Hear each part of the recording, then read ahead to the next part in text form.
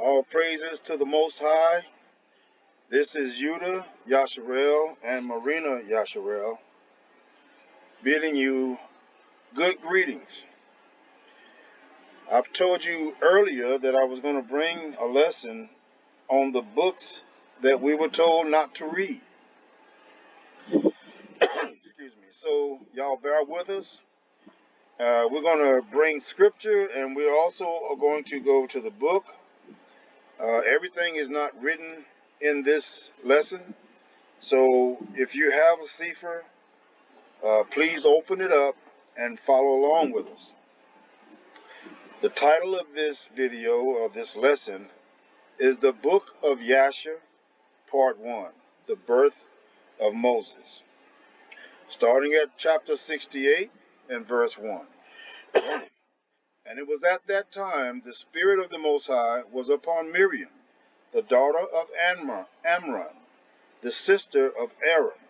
And she went forth and prophesied about the house, saying, Behold, a son will be born unto us from my father and mother this time, and he will save Yasharel from the hand of Egypt. Now, this was a prophecy of Moses by his sister Miriam. And this incident happened in Goshen. And at this time, Joseph had passed, who was ruler over Egypt. And the children of Yasharel are now under slavery and under the rulership of the new Pharaoh. And they multiplied, which made Pharaoh fearful of an uprising of the children of Yasharel. Now Pharaoh ordered all male children to be slain because of his fear. And the father of Moses sent his wife away for 3 years for fear of a male child being born during this time that he would be killed.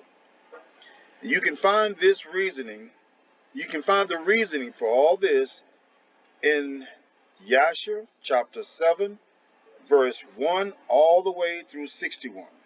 Chapter 67. Huh? Chapter 67. That's what I said, chapter 67. Chapter 67, verse 1 through 61. Now, let's go to chapter 68, verse 12. And it was at that time, about 3 months from Yochevet's concealment of her son, now we're talking about Moses, that the thing was known in Pharaoh's house. Pharaoh knew what was going on. He got wind of it. Now, this is when Yocheved put her son Moses in a basket and put him in a river. Now, here's chapter 68, verse 14. And his sister Miriam, well, let me elaborate on this back at 68 and 12. Now, we were told that when Moses was plucked from the river, that because he was black and the Egyptian was black, that they just wrote him off as an Egyptian. They couldn't tell the difference. Well, that was a lie. Because we're going to show you here where the minute he was picked out of that river, they knew exactly who he was. This was the Most High at work, even with the Egyptians. So 68 and 14. And his sister Miriam stood afar off to know what would be done to him. They're talking about Moses, and what would become of her words. Now there was a great heat that drove the Egyptians to that river that day. And this is the river which is where Bathia, the daughter of Pharaoh, discovered Moses. And she looked into the basket, and she knew this was a Hebrew baby. So they knew. Now, how can anybody tell you they didn't know that Moses was Hebrew until he was grown and he revealed himself by killing another Egyptian? That's all false. That's a lie. They knew who Moses was from the very first day. Now, are we going to go 68, 20 to 25? All right, chapter 68, verse 20, all the way to verse 25. All the women of Egypt walking on the riverside desired to give this baby suck. They wanted to breastfeed this baby. But Moses would not feed, for this thing was from the Most High. So in order to restore him to his mother's breast, look at verse 21, and Miriam, his sister, was at that time amongst the Egyptian women at the riverside. And she saw this thing, and she said to Pharaoh's daughter, shall I go and fetch a nurse of the Hebrew women, that she may nurse the child for you? You see, Moses would have starved to death. Of course, the Most High wouldn't have allowed that, because the Most High had a plan working here. But Moses wouldn't nurse from any of these heathens. He would not suck. So they had to get a Hebrew woman. And verse 22, and Pharaoh's daughter said to her, go. And the young woman went and called the child's mother. Now remember when we said that this baby would be restored unto his mother? Where was that? Let's see if I can find it. Yeah. No. Okay. All right. Well, anyway, the Most High had planned that this child would be restored unto his mother. This is how he did it. So, and Pharaoh, this is verse 23. And Pharaoh's daughter said to Jochebed, take this child away and suckle it for me, and I will pay you your wages, 2 bits of silver daily. And the woman took the child and nursed it. This was Moses' mother. This child was being breastfed by his bloodline. In verse 24, and at the end of 2 years, when the child grew up, she brought him to the daughter of Pharaoh, and he was unto her as a son. Pharaoh's daughter raised Moses, and she called his name Moses. For she said, because I drew him out of the water. In verse 25. And Amram, his father, called his name Chavar.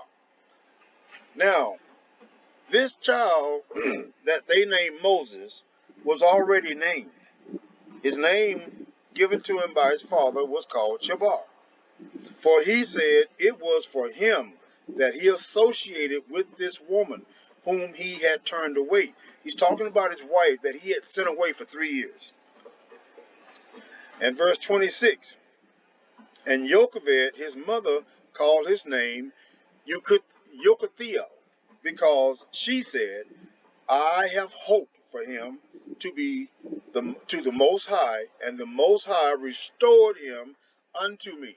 That's what I was just trying to show you a few minutes ago when I said the Most High restored this child unto his mother. This is in verse 26, chapter 28, verse 26. Now, verse 27. And Miriam, his sister, called him Yared, for she descended after him to the river to know what his end would be. Now, you notice what his sister named him? Yared, which was the same name as Enoch's father. That is substantial. That's significant, which is more proof of the validity of the book of Enoch. Even Aaron had a name for him, and his father's father also had a name chosen for him. And more names was offered up. And all the house of Yasher called him Shema Yahu. Do you recognize this phrase? This is the Shema prayer for Israel. Now, let's look at verse 69, chapter 69, verses 4 through 5. Now, when we bring this verse out, we're going to go to the book and we're going to read some scriptures for y'all, because there's so much to have to type in here. So I hope that you have a seat for book. Chapter 69, verses 4 through 5. And when Pharaoh, the king of Egypt, saw that the council Balaam had advised respecting the children of Yasharel did not succeed, but that still they were fruitful and multiplied and increased throughout the land of Egypt. This is what they did not want. Then the Pharaoh commanded in those days that a proclamation should be issued throughout Egypt to the children of Yasharel, saying, no man shall diminish anything of his daily labor. Now,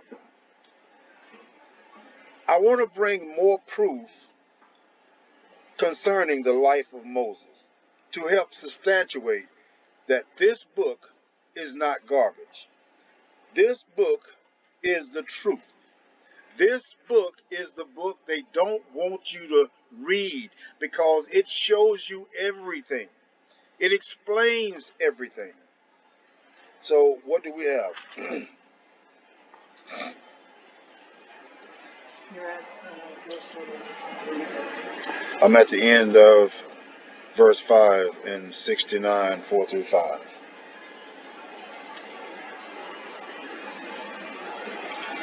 Y'all bear with us for a second. So the labor strengthened upon Egypt. You got to read so they can hear you. Okay. In verse 7 of 69 of Yasher, and the labor of Egypt strengthened upon the children of Yasher in those days. And behold, if one brick was deficient in any man's daily labor, the Egyptians took his youngest boy by force from his mother and put him into the building in the place of the brick which his father had left wanting. Now, when Moses was plucked out of the river,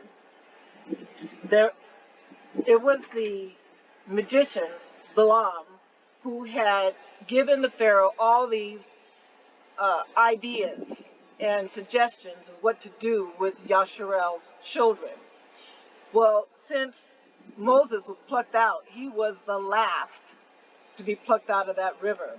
So now they had to find other ways of getting rid of the children of Yasharel, either through hard labor or by doing horrific things to their children by putting them in the buildings that they were building. And that's exactly what they did. They put him into the building in the place of a brick, which his father had left wanting. This is verse 7 of 69. Of 69. Chapter 69, verse 7. And the men of Egypt did so to all the children of Yasharel day by day, and all the days for a long period. But the tribe of Levi did not at that time work with Yasharel, their brethren. So that's one of the tribes of Yasharel was not there, and that was Levi. The tribe of Levi. From the beginning, for the children of Levi knew the cunning of the Egyptians, which they exercised at first toward Yasharel. So they were going through some very hard labor and suffering. Mm-hmm. And so Moses is this child that was going to be raised in the Pharaoh's house that was going to stop all of this, but it's going to take some years. And this was the Most High's plan. This is the reason that child, a Hebrew child, was accepted into the house of Pharaoh. It wasn't because they thought he was an Egyptian baby. They knew he was Hebrew. But just like everybody, when the Most High sets something forth for you to do, you will do it, even if you don't know why you do it. But when he wants something to happen, it's going to happen. And that's what happened here. You got anything else you want to say? No, I think you had a lot to say earlier. Let's find something that we can show them. Okay, we'll tell the story of the third year of Moses' life. All right, we're going to do the third year of Moses' life. And that's chapter 70 of Yasher.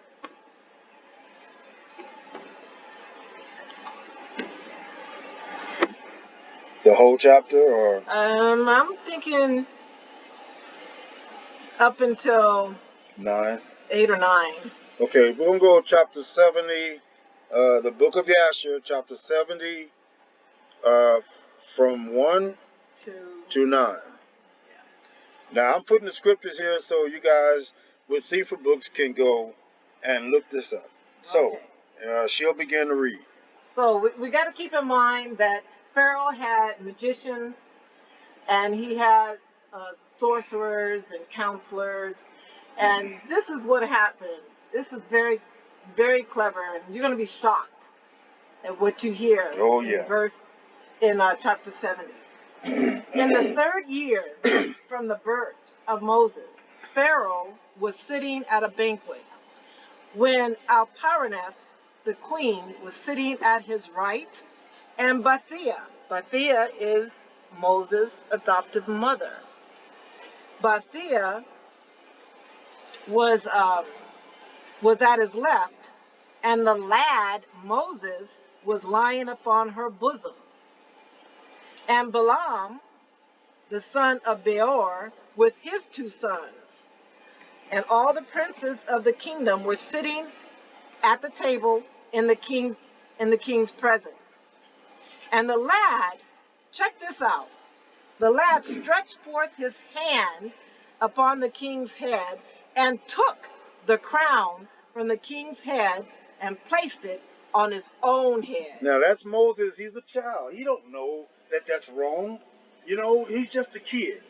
And, kids do stupid stuff. So Moses took the crown off the king's head and put it on his own head. Now watch what happens. So when the king and the princess saw the work which the boy had done, the king and princess were terrified. And one man to his neighbor expressed astonishment. And the king said unto the princes who were before him at the table, What speak you, and what say you, O ye princes, in this matter? And what is it to be the judgment against the boy on account of this act? They're trying to figure out punishment for this child. 3 years old. Yeah, 3 years old.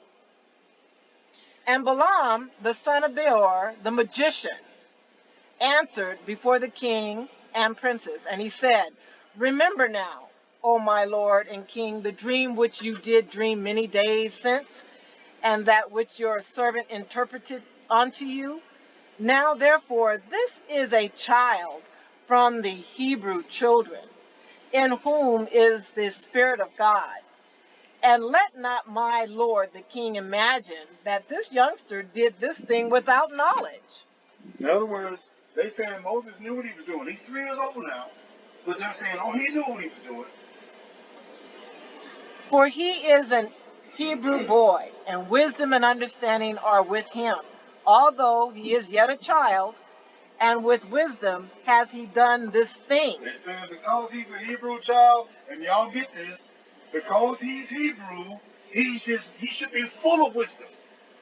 They already knew that we were wise people because of who our father was. So they figured, well, he's 3 years old, but he's a Hebrew, so he should know this. Continue. So, and with wisdom has he done this and chosen unto himself the kingdom of Egypt. For this is the manner of all the Hebrews to deceive kings and their nobles, to do all these things cunningly, in order to make the kings of the earth and their men tremble.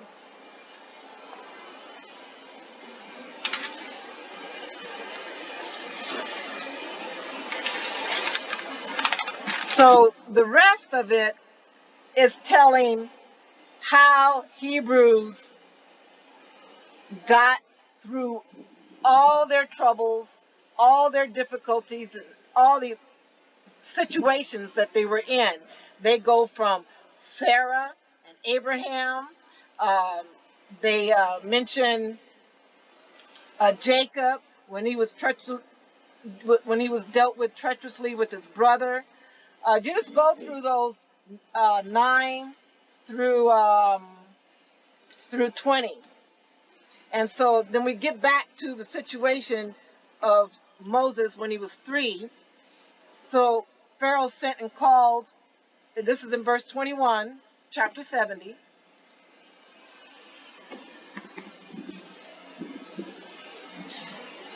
And Pharaoh sent and called for all the wise men of Egypt And they came before the king, and an angel of the Most High came amongst them.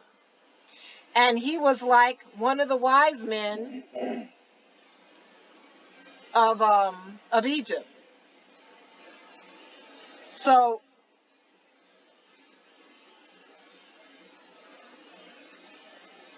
I'm ahead of myself here in 21, because in 18 is where the decision to do what they wanted to do to Moses is in 18 and 19. It says, "Now therefore, my lord king, behold, this child has risen up in their stead in Egypt, to do according to their deeds, and to trifle with every king, prince, and judge." In verse 19, "If it please the king, let us now spill his blood upon the ground, lest he grow up and take away the government from your hand, They want to kill a 3-year-old child. and the hope of Egypt perish after he shall have reigned." And Balaam said to the king, "Let us moreover call for all the judges of Egypt and the wise men thereof, and let us know if the judgment of death is due to this boy, as you did say, and then we will slay him." Now, one of the main reasons they wanted to kill this child, Moses, was because he had been taken into Pharaoh's house as part of the family.